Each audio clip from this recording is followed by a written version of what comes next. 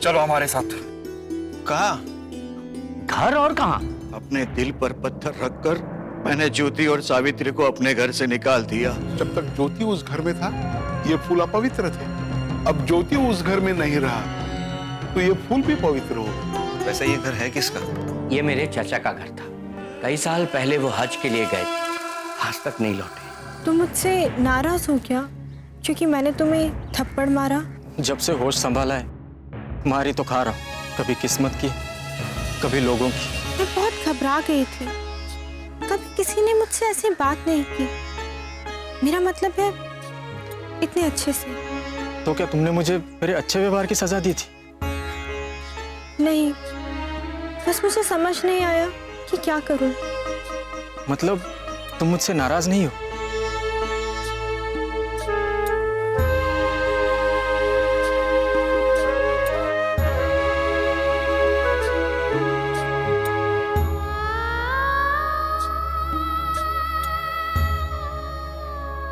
तुम लिखना जरूर सीखना। ये तुम अब कह रही हो? क्यों, अब क्या हो गया? अरे वो ज्योतिबा और सावित्री बाई को घर से निकाल दिया है। अब पता नहीं उनका विद्यालय खुलेगा भी या नहीं। और अगर उनका विद्यालय नहीं खुला तो मैं लिखना कैसे सीखूंगा? उनका विद्यालय जरूर खुलेगा। कांता, तुम यहाँ क्या कर रही हो? मैं वो गेहूं लेने जा रही थी।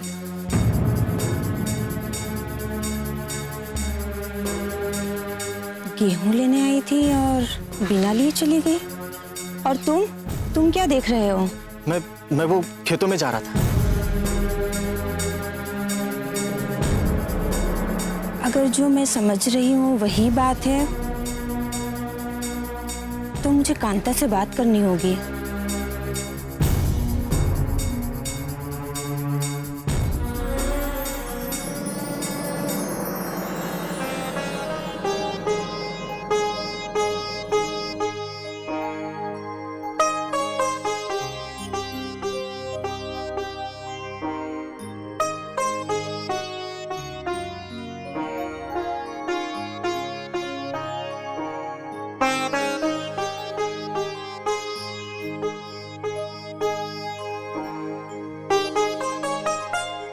चलो ये भी हो गया।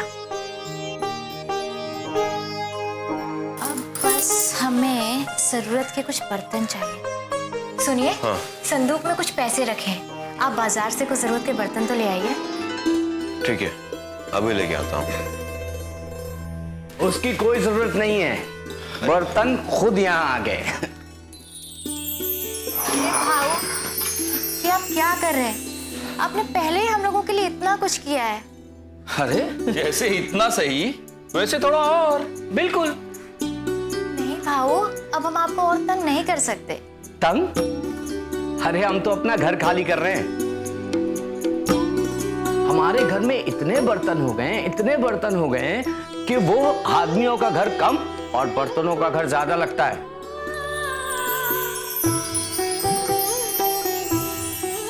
इसलिए तुम हमें तंग नहीं कर रही हो, बल्कि हम लोग तुम्हें तंग कर रहे हैं। क्यों तात्या? भाऊ, अब मुझे बिल्कुल ठीक नहीं लग रहा। समझ गया। ये एक मुसलमान के घर का बर्तन है ना, इसलिए तुम इसमें खाना नहीं पका सकती। ठीक है? भाऊ, ये कैसी बात कर रहे हैं आप? हमारे अपनों ने हमें घर से निकाल दिया। आपने हमें सगों से बढ़कर प्यार दिया, ये घर रहने के लिए दिया। और मैं तो हिंदू मुसलमान जानता ही नहीं, सिर्फ एक धर्म मानता हूं, प्रेम का धर्म।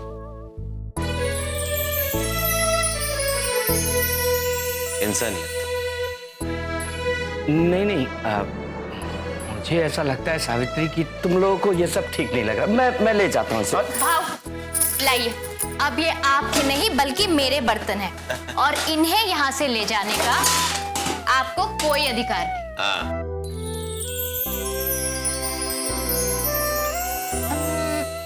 नहीं। लेकिन मेरी एक शर्त है। शर्त? कैसी शर्त? शर्त ये है कि आप दोनों को आज का भोजन हमारे साथ करना होगा। अरे सावित्री, यही तो हम लोग चाहते थे, इसीलिए तो हम लोग ने ये सब किया। क्यों उस्मान? बिल्कुल। तो ठीक है, फिर आज का जो भोजन है वो ज्योति और सावित्री के बाड़े में तय रहा। महाराज, उस अधर्मी ज्योति का हाल तो उस गधे के जैसा हो गया है, जो ना घर का रहा और ना घाट का। पर अभी वो है कहाँ? महाराज, मुझे तो लगता है कि वो पूना छोड़ने की तैयारी में होगा, क्योंकि किसी ने भी पूरे पूना शहर में उसे रहने के लिए घर किराए पर नहीं दिया। और वैसे भी कल रात दोनों पति पत्नी संदूक लेकर गली गली भटक रहे थे।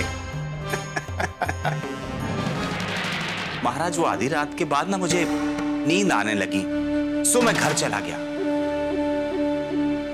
नहीं तो मैं उन्हें पूना शहर के बाहर तक छोड़कर आता। नहीं पुजारी, वो इतनी जल्दी पूना छोड़ के नहीं जा सकता, क्योंकि जैसे इस पूना में हमें डरने वाले लोग हैं, वैसे उस ज्योति को चाहने वाले लोग भी तो है। उस पर नजर रखो। जी। वो कहाँ जाता है, क्या करता है, देख लो। कहीं ऐसा ना हो कि कहीं छुपकर वो विद्यालय खोलने की योजना बनाए। जैसा आप कहें।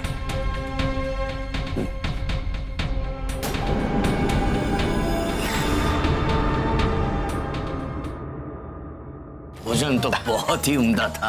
अरे तभी तो मैंने तय पर तय जमा कर खाया। अच्छा, एक बात बताओ क्या? हाँ? ये बेहतर शिक्षा का संबंध बेहतर भोजन से भी है क्या? अरे भाई, बिल्कुल संभव है। हाँ। ये लीजिए। ये लीजिए भाऊ, मिठाई। अरे अरे बाप रे, अब और जगह ही कहाँ है पेट में? पहले से ही हमने इतना खाया है। मगर तय तो ये हुआ था ना कि आप पूरा भोजन हमारे यहाँ करेंगे। हाँ, तो हम लोगों ने भोजन तो कर लिया ना। अच्छा, भला मीठे के बगैर कभी भोजन पूरा होता है? चलिए अब लीजिए। तब तो लेनी पड़ेगी भाई।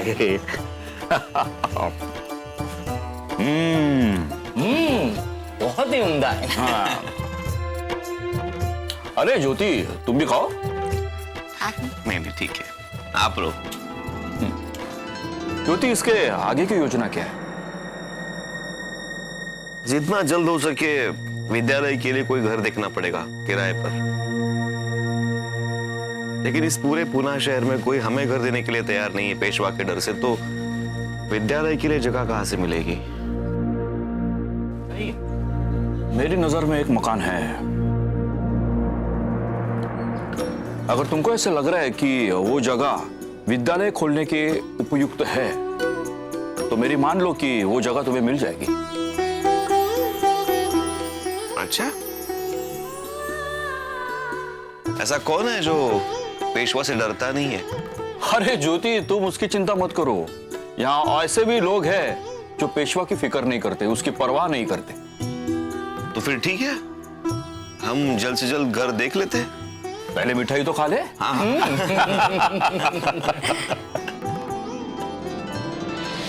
सलील का कण हूं या पारावार हूं मैं, स्वयं छाया स्वयं आधार हूं मैं। दबी सी आग हूं भीषण क्षुधा का, दलित का मौन हाहाकार हूं मैं। बंधा हूं, स्वप्न हूं, लघुवृत्त हूं मैं, नहीं तो व्योम का विस्तार हूं मैं। भटकता खोजता हूं ज्योति तम में, सुना है ज्योति का आगार हूं मैं। न देखे विश्व मुझको घृणा से, मनुष्य हूं सृष्टि का श्रृंगार हूं मैं। सुनूं क्या सिंधु मैं गर्जन तुम्हारा, स्वयं युग धर्म की हुंकार हूं मैं। बेटा काव्या, पेशवा ने ज्योतिबा को रोकने के लिए क्या क्या नहीं किया, लेकिन ज्योतिबा सिर्फ एक व्यक्ति नहीं थे, बल्कि वो रामधारी सिंह दिनकर की इस कविता की तरह स्त्रियों और दलितों के मौन हाहाकार थे। जो आवाज सदियों से मौन थी, अब ज्योतिबा के रूप में उसे एक आधार मिल गया था। ज्योतिबा धर्म और कुप्रथा के विरुद्ध अपने समय के हुंकार थे। और आवाज को तो दबाया जा सकता है, लेकिन हुंकार को नहीं काका। बिल्कुल, क्योंकि हुंकार किसी एक व्यक्ति की आवाज नहीं होती, बल्कि हुंकार में उस व्यक्ति के भीतर से समय और समाज बोल रहा होता है। ये एक प्रकार का आवाहन होता है जिसमें समान विचार करने वाले लोग किसी समान उद्देश्य के लिए एकजुट हो जाते हैं। जैसे तात्या और उस्मान ज्योतिबा की इस लड़ाई में उनके साथ शामिल हो गए थे। हाँ, तभी तो पेशवा की परवाह किए बिना तात्या ज्योतिबा और सावित्री को अपने विद्यालय के लिए अपना पुराना घर दिखाने के लिए ले गए।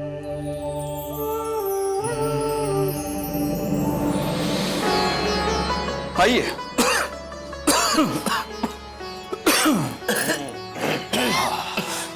अरे पंडित, इस खस्ताहाल मकान में विद्यालय खुलेगा?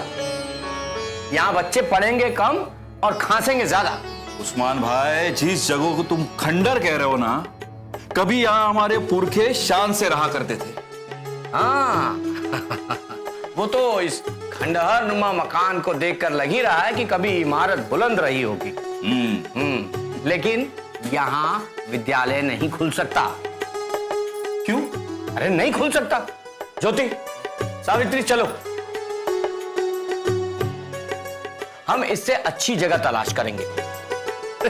अरे मियां, मुझे लगता है यहाँ तुम्हारी सलाह किसी को भी नहीं चाहिए। अरे मैं तो सबकी भलाई के लिए कह रहा था, अब मेरी ना सुने तो ना सुने। अरे इस जगह पे कैसे विद्यालय खुलेगा? बाहर देखा आपने? यहाँ बच्चे खेल सकते हैं, काफी जगह है। और पढ़ाई के साथ साथ खेलने और कसरत की भी बहुत जरूरत है। मुझे तो ये जगह ठीक लग रही है, और बल्कि सच कहे तो देवरस के मकान से ज्यादा अच्छी जगह है ये। काफी जगह है। बिल्कुल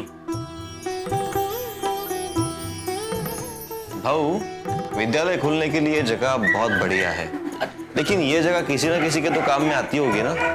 हाँ आती है ना, मकड़ियां पालने के, जालों का उद्योग करने के और लोगों में दमा फैलाने के। अरे भाई, पहले यहाँ हमारी गौशाला थी। इस जगह पे हम लोग चारा रखा करते थे, लेकिन जैसा आप लोग देख रहे हो, अब यहाँ ना गायें हैं ना चारा। बेकार सी पड़ी है ये जगह। अगर इस घर का विद्यालय खोलने में कुछ उपयोग हो जाए तो इससे अच्छा सदुपयोग इस जगह का और कोई नहीं हो सकता। हाँ, और ये जगह पूना से बहुत दूर भी नहीं है। हाँ, तुम्हारे घर से मुश्किल से 1 मील की दूरी पे है ये जगह। और सुबह सुबह इतनी सैर तो जरूरी ही है। हाँ बिल्कुल। मतलब यहाँ विद्यालय खोल रहे हैं ना हम लोग। पंडित खुश हो जाओ, यहाँ विद्यालय खुलेगा तो तुम्हारे पूर्वज भी पढ़ लिख जाएंगे।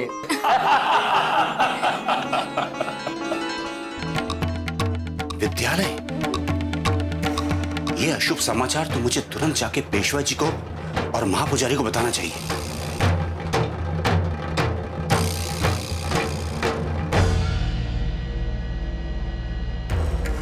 बड़े धनभाग हमारे जो आप हमारे आश्रम में पधारे। बड़े दिन हो गए, आश्रम के दर्शन ही नहीं किए थे, सोचा आज दर्शन कर लेते हैं। वैसे सब ठीक तो चल रहा है ना? इन लड़कियों पर सख्ती से लगाम खींच कर रखी है ना? जी जी महाराज, आप उसकी चिंता न करें। मैंने सबकी लगाम कस के रखी है।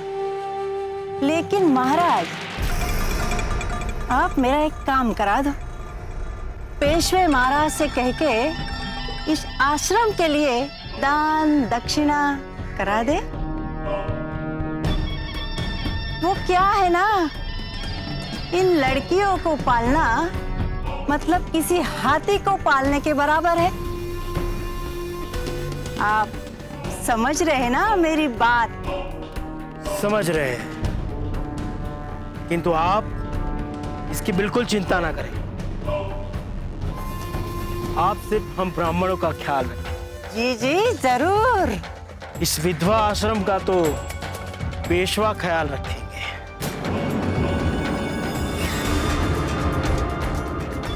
हाँ, मुझे समझ में आ गई आपकी बात। अरे ये आश्रम तो आपकी सेवा के लिए ही बना है। ठीक है, हम चलते हैं। ठीक है, लेकिन आते रहिएगा। महाराज, महाराज आप यहाँ हैं? और मैं आपको कहां-कहां देखकर थक गया। इतने परेशान क्यों हो? क्या बात है? महाराज वो बात ऐसी है कि वो तात्या है ना,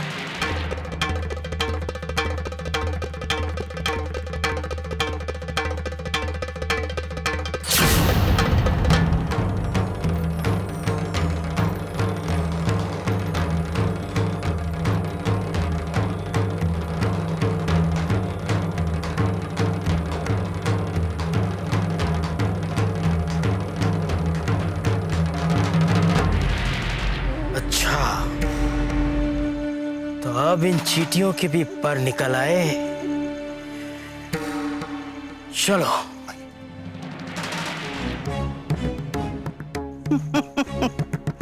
अच्छा, तो ज्योति ने विद्यालय खोल ही दिया। ठीक है, खोल तो दिया है, लेकिन ये विद्यालय देखते हैं कितने दिन चलेगा।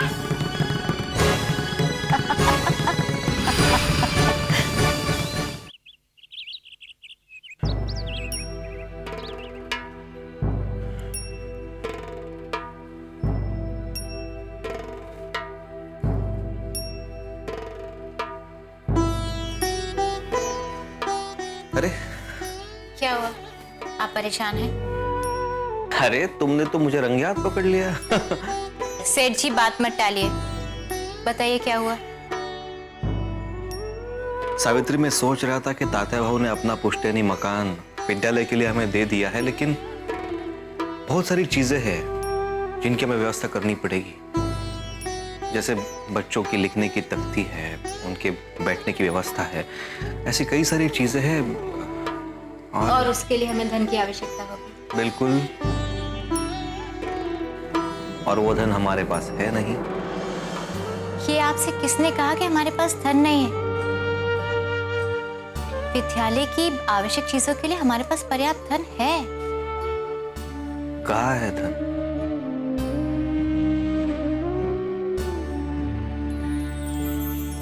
सावित्री,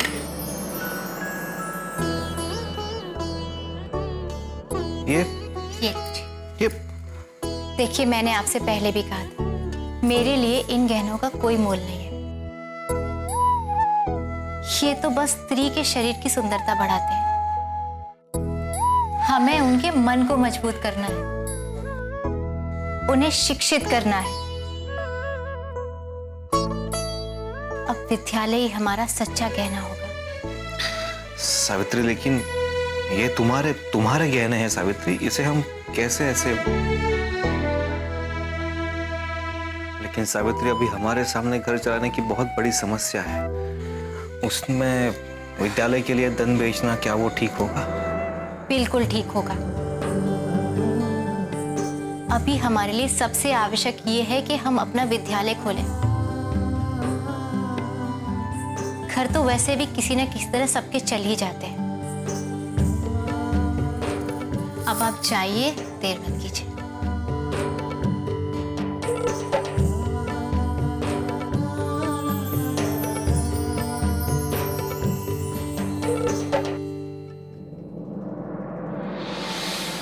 काका, आज के समय में भी स्त्रियों को अपने गहनों से इतना लगाव होता है कि वो किसी को भी उसे हाथ नहीं लगाने देती।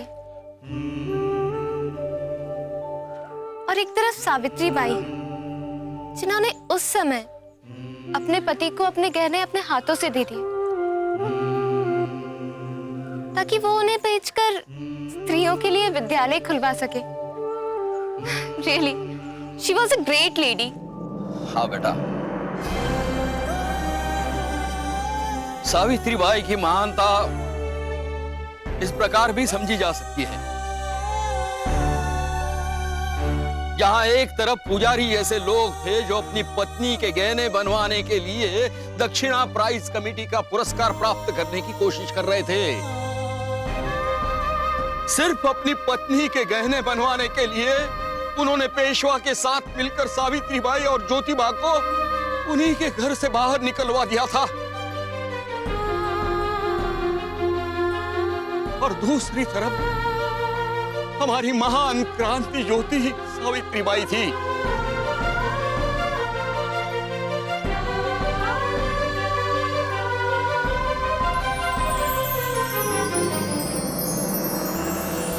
आज हमने आप सबको यहाँ पर एक विशेष उद्देश्य से बुलाया है। हम जानते हैं, लेकिन हमें ये नहीं पता था कि यहाँ के एक स्त्री की बातें सुननी पड़ेंगी। बिल्कुल चिंता मत कीजिए, क्रांति की ज्योति आपने जलाई है, कभी नहीं बुझेगी। हम कोई ना कोई रास्ता जरूर निकालेंगे। पुरस्कार तुम्हें ही मिलकर रहेगा विट्ठल। पेशवा जी महाराज की जय हो।